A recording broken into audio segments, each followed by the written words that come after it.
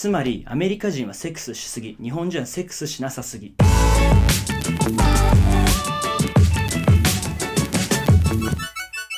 Konnichiwa and welcome back to Red Lens. I wanted to talk about this for a while, but today's topic is America's hookup culture versus Japan's version problem. 今日も日本語と英語を混ぜてきます。First, I want to briefly talk about America's hookup culture. In America, through social media and dating apps, sex is a very casual thing, especially compared to Japan. アメリカは日本に比べてセックスがとてもカジュアルなので、最初のデートでセックスをするということは結構普通にあります。恋愛においてセックスの相性が大事、またセックスはコミュニケーションというふうに考えられているからです。Nowadays, hooking up is easier than having a relationship. And because of this, I see a lot of sexual content on social media, such as TikTok and Instagram. Now, these can be seen as sex positive.But I also think they're kind of thirst traps for hooking up or OnlyFans. And I know that some of you guys have gone down that OnlyFans rabbit hole. So in America, especially among teenagers, sex is a very casual thing. And it might be easier to hook up with a lot of people than having an actual relationship. Now, what about Japan? Japan has the opposite problem. There are too many versions. According to Forbes, the virgin percentage among Japanese men was 20% in 2015.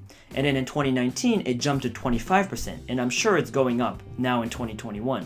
4年で 5% 上がるのはやばい。日本って性のマニアックさに関してはオープンのになんでだろうな。So there's this word in Japanese called 草食系男子, which literally translates to herbivore boys. Basically, they're These herbivore boys are very passive in terms of relationships, and they don't actively seek out love or sex. I want to analyze why this is happening in the two countries, and there's definitely differences, but I think there's an underlying common theme here. Now I want to break this down into 3 reasons. 1, virtual girlfriend. 2, the one. And 3, heartbreaks. First, I want to talk about virtual girlfriends. Now, what are some virtual girlfriends? I'm talking about hot models on Instagram, Japanese idols, and even anime characters. Back in the day, who you found attractive or who you wanted to date was a physical person. テレビだけの時代と違って、インフルエンサーやアイドルの私生活っていうのが見えやすい時代になってるんですね。With hourly tweets and Twitch and Instagram lives and OnlyFans, you feel connected to this person 24/7.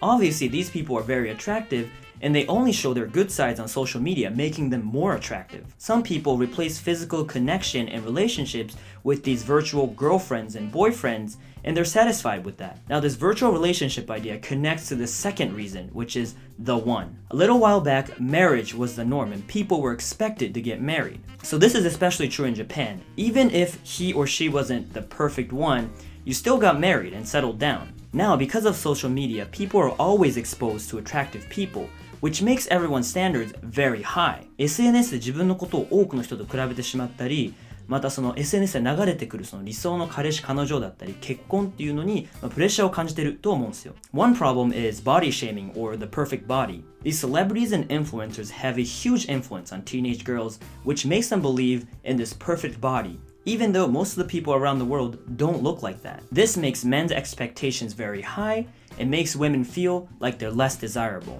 アニメでも目の大きさだったり胸だったりそれとか服装という風に男の理想を詰め込んだようなキャラクターっていうのがとっても多いです。Last but not least are the heartbreaks. Modern society is complicated and stressful as it is, and maintaining a relationship in this social media oriented world is very difficult. So some people deal with this by having virtual relationships with idols or influencers. The Japanese versions just don't know how to start a relationship.And on the other hand, we have American teens who can only hook up. つまり、アメリカ人はセックスしすぎ、日本人はセックスしなさすぎ。Personally, I think it's important to separate the virtual attractive people and your physical relationships. Basically, what I wanted to say was, if you're Japanese, go out and have more sex. And if you're American, try to go on non-hookup dates. That's it for today. If you want to see more videos like this, like and subscribe, and I'll see you in the next one.